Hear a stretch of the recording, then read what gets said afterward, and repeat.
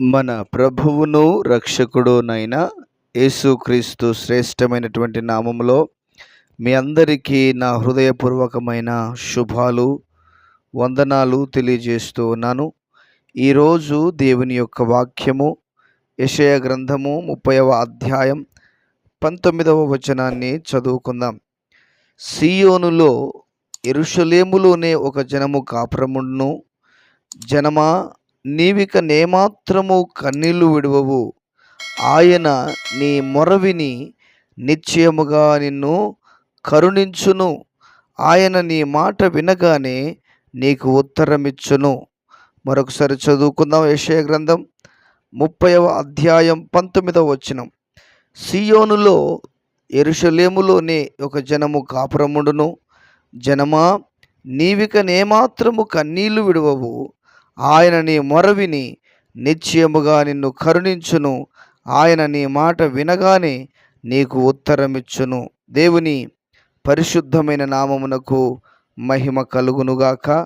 క్రీస్తునందు ప్రియమైనటువంటి దేవుని బిడ్డలారా, చదవబడిన దేవుని లేఖనమును మనం ధ్యానం చేసుకుందాం. చూడండి, ఈ యొక్క 19వ వచనంలో రెండవ మాట మనం చూస్తే, ఆయన నీ మొర విని నిశ్చయముగా నిన్ను కరుణించును. ఆయన నీ మాట వినగానే నీకు ఉత్తరమిచ్చును అనేటువంటి మాట మనం ధ్యానం చేసుకుందాం.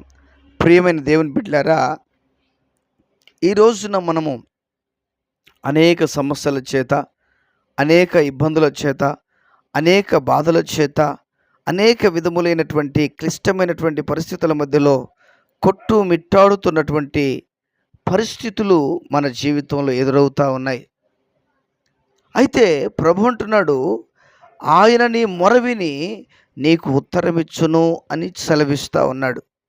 నా ప్రియమైన వర్లరా, మన దేవుడు మన మొరని వినే దేవుడు, మన ప్రార్థన ఆలకించే దేవుడు, మన ప్రార్థనకు జవాబునిచ్చే దేవుడు.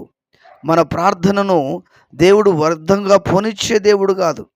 ఈరోజు నీవు పడుతున్న బాధ ఏమిటో, నీవు పడుతున్నటువంటి సమస్య ఏమిటో, నువ్వు పడుతున్నటువంటి ఇబ్బందులు ఏమిటో, నీవు పడుతున్నటువంటి ఈ పలు విధములైనటువంటి అడ్డంకులు, ఆటంకాలు ఏమిటో, వాటి నుంచి నీవు విడిపించబడడానికి ఆయన సన్నిధిలో నువ్వు మొరపెడితే, ఆయన సన్నిధిలో నువ్వు మొరపెడితే ఆ మొరను దేవుడు ఆలకించగలిగిన దేవుడు.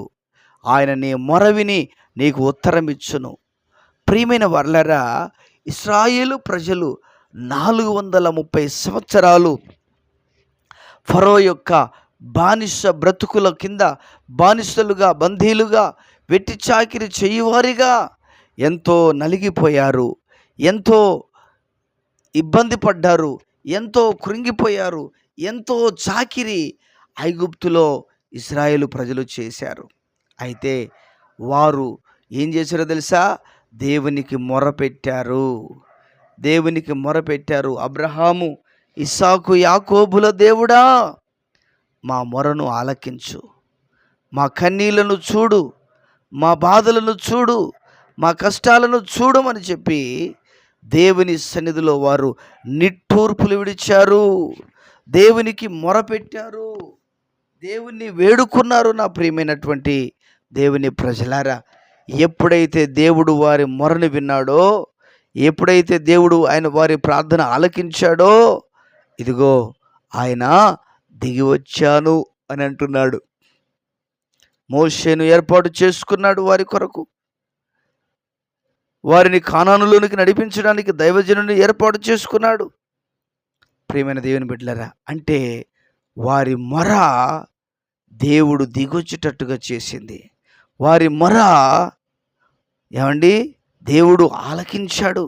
వారి మొర విని అబ్రహాముతో చేసిన నిబంధనను జ్ఞాపకం చేసుకున్నాడు.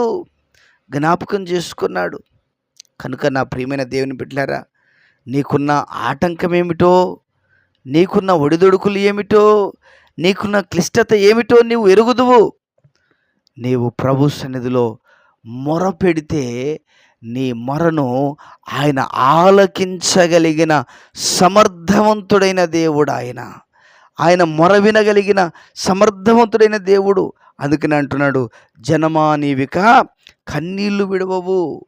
ఆయన నీ మొర విని నీకు ఉత్తరం ఇస్తాడు. అనేక మంది బిడ్డలు రకరకాల సమస్యల చేత బాధపడుతూ ఉంటారు.